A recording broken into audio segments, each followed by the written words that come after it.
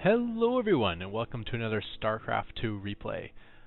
This is going to be a match on Xel'Naga Caverns. I'm facing Talent. I think he is about 1400 Diamond League player, somewhere in about there. He was slightly favored over me, and I'm about 1300, so. And he is spawning in the top right position as Zerg, the red Zerg, and I am the blue Terran in the bottom left. Let's get that out of the way. I should probably actually say he's about 10th in his Diamond League division, because if I say the number, like a year from now, if you're not at like 5,000 points, you're probably terrible, just because the bonus pool is always going to be bloating everyone's score as time goes on.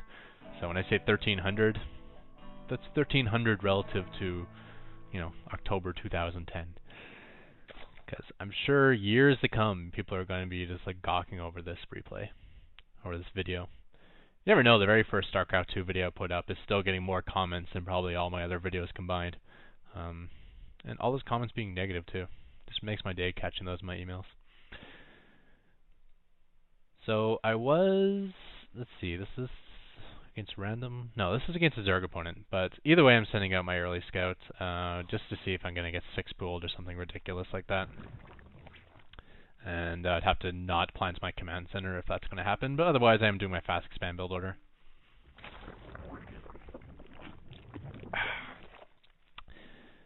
It's Friday night and I'm drinking a beer by myself.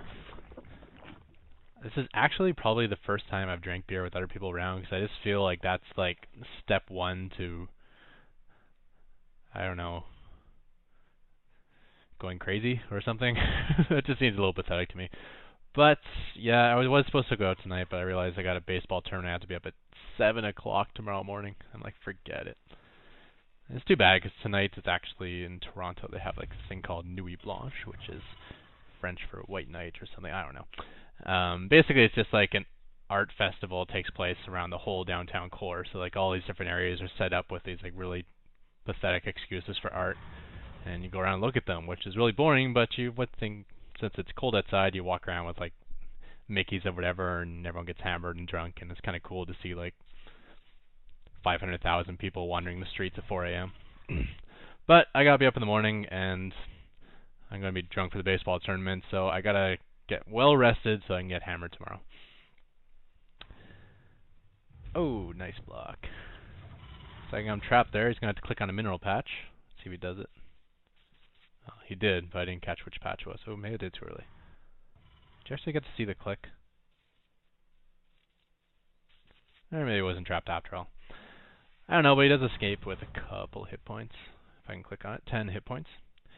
And moving out with his initial Zerglings. So if I go to my view here, I'm going to hit the Xel'Naga, and I do see the Zerglings there. So as soon as this finishes, I know to move my SCV out of the way, just so I won't get picked off. And now when the Zerglings come in, they can't actually see that I have a SCV down here. And with my other SCV, I'm just going to pick out some high yield minerals on the way and walk my way down to the base as well. Also outside of the view of the Zerglings. Another good example of why I don't transfer out SCVs anymore when this command center is finished. I actually wait for the fortress to finish, just because, you know, if I run into Zerglings like this, they'll just hammer on me forever. More coming in, so he is doing significant damage. You know, in a pinch, I can pull these guys up to repair, but I still think I should be fine. Fortresses are real rock solid. I think the 3 armor, 1,500 hit points.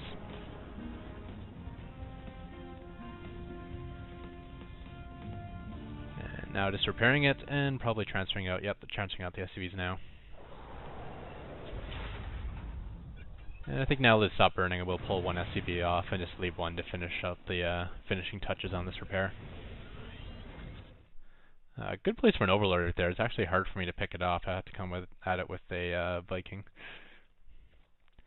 And a bunch more Zerglings from Zerg Talent. That's definitely a mistake. You should know he has no chance now that the fortress is up. If I were him, I would just continue drone pumping and maybe getting down a 3rd expansion.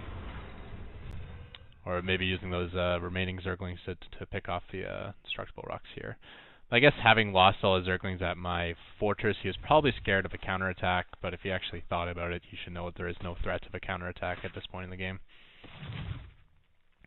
I do get a late scout in, which is nice. I see his expansion, and I see the lair coming up. And there's no way I'll get out safe, so I do leave my SCV down here. I was hoping to make his queen walk off the creep, and it'd probably take the queen an hour to get back and screw up his spawning larva.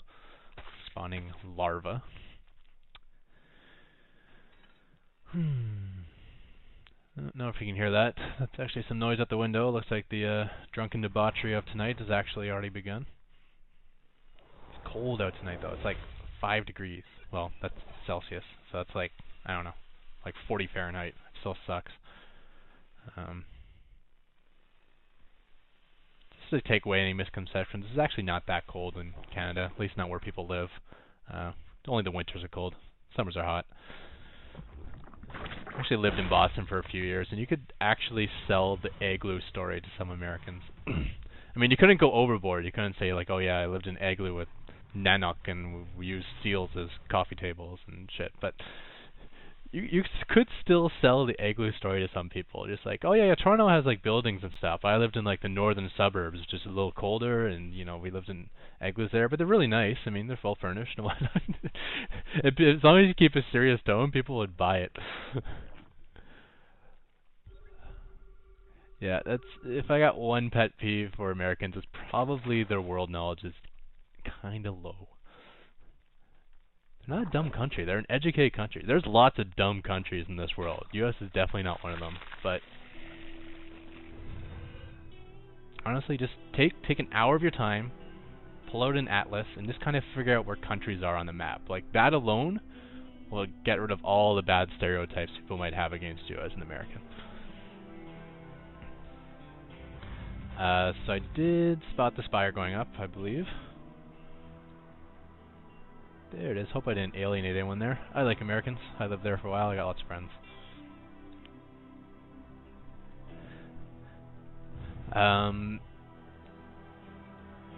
Yeah, so I lost spotted the spire, so I'm putting down some air turrets. I put down a couple air turrets earlier on in my 2 expansions. I noticed on this map, and well, this one's not too bad, but Delta Quadrant especially, there's so much airspace behind your base for them to fly around that it's annoying. I mean, you basically have to air turret your entire perimeter if you wanted to hold them out that way. So instead, I just kind of put air turrets inside my base on like typical areas mutas could harass. The other thing is it does allow me to spend some more energy on mules.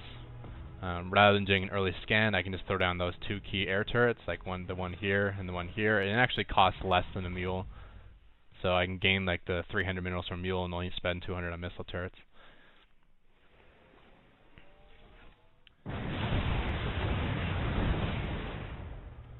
And looks like I got the range upgrade. No, I did not. Still range of 7. One thing I have been dying to from Zerg is when I'm used to them, you know, just poking in with, you know, 6, 8 mutalisks and doing some harassment. And then they usually tech switch to whatever. Like, this is just to have map control, keep me back on my base, and just to do some little bit of damage. But some Zergs have, like, just continued pumping more and more and more mutalisks. And I don't scout it, and all of a sudden you'll come in with, like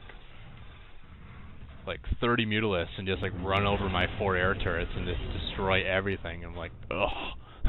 Did not see that coming. So I go a little heavier on the air turrets now just to stop that, and especially when I move out with my force, so I don't think I do it this game, but when I move out, I throw down even more air turrets on my base just because good Zerg players, when you move out, they'll counter with their own mutalisks. Either force you back or force you to give up, like you lose all your SCVs.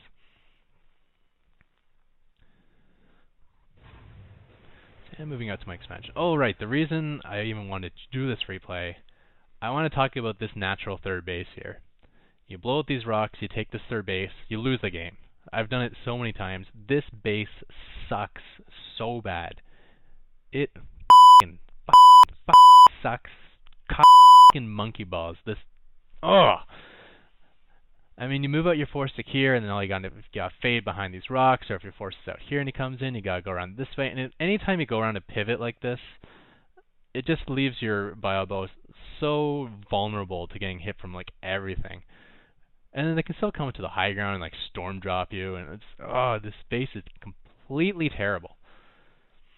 So I've actually figured out a new way to take a third, and it's so much better. So much easier to defend, and you get the high yield. So you can see I am going here for the high yield.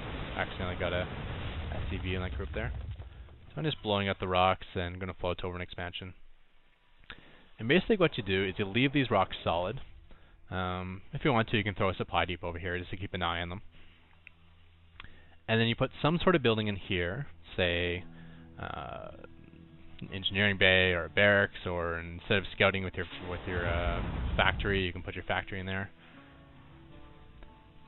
So that way you've sealed off this route in, and this is sealed by the destructible rocks. So the only way in is this way.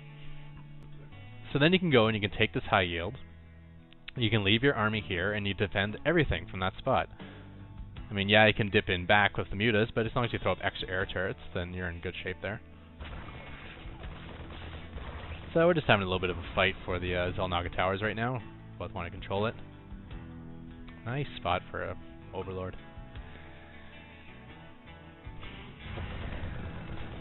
So Talent does send his Zerglings back and takes that Xel'Naga back, and I have a feeling he's going to come over here too, so I just kind of stim and get the heck out of here.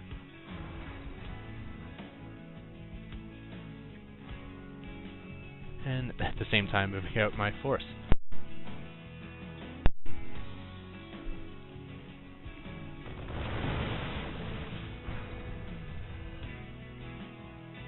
Check this out too, I think this is the first time I went over 1,000 minerals. Not a good macro game, but at least it's not as completely pathetic as my previous games. And with 6 barracks doing nothing, obviously I can spend this up really quick. If I just queue up a couple of units in each of these buildings and boom, I'm back to 500. Like so. So my Xel'Nagas cannot actually see these expansions, but I can see the creep with the Xel'Nagas. So I know he's there. I did scout a Baneling nest, so I'm sure this is going to be the typical, muta Baneling Zerglings, and then maybe teching to either Broodlords or Ultras late. So I did set up all my Marines in Control Group 2, so when the Banelings come in, I can pull back all my Marines to prevent them from taking the hits.